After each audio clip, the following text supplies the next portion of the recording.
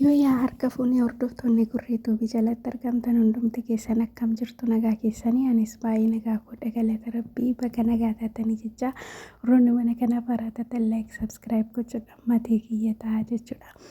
Egaa akkuma beekamu viidiyoo fayyoo fi sabboontuu irratti qabadheen dhufe jechuudha. Fayyoon baay'ee maraattee jirti. Dhugaa rabbii dubbachuuf baay'ee bu'aa jirti baay'ee nama ajaa'ibsiisti.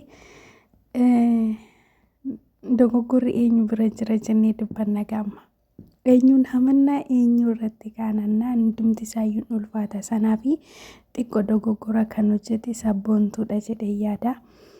Jiraan abbaa ijoolleedha waan ta'eef abbaa ijoollee faana akkasii gaa'ila dhaabbachuuf hariiroo gochuun kee baay'ee dabbara maaliifi siinuu boru bakkeetti si gatee haadha ijoollee isaatti deebi'uu danda'a maaliif ijoollee qaba kaa. Booddee kisaaraa keessa galuurra ammarraa deebi'u sii wayyaa haadha keenya sabboontuu jechuudha. Warroonni yuutuubii ishee barbaadan haadha kootuubii kan jedhamu qabdi sabboontuu kan jedhamu qabdi.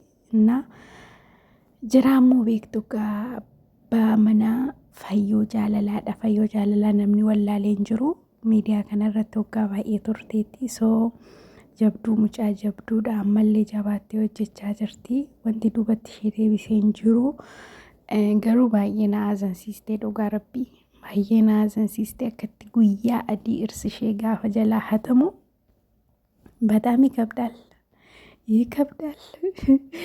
utuu warra soddaatti kolfinuu warri soddaarraa gara warraan keenyaa dhufee jechuudha akkuma ilaalaa jirtanii. Dura wanta akkasii gara warra ijoollee amaaraa sana jira ture jechuudha dubbiin akka kanaa ammoo gara ijoollee kan keenyaas dhufee jira. Baga nagaan dhuftanii jenneerra waanuma feefuu congratulation.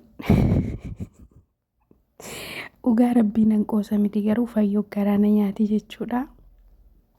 Fayyoo garaana nyaate hunduma keessaa jechuudha. Sabboontuun boru bakkeetti hafti garuu fayyoon baay'ee boossee baay'ee garaana nyaatte jechuudha. Dhugaa rabbii miskiinaa nana nyaatu haadhoko baay'ee nama ajaa'ibsiisti jechuudha. Dhugaa rabbii maal goona gaama atu Itoophiyaa jiraannee dhugaa rabbii walitti araarsinaa innaa asumarraanii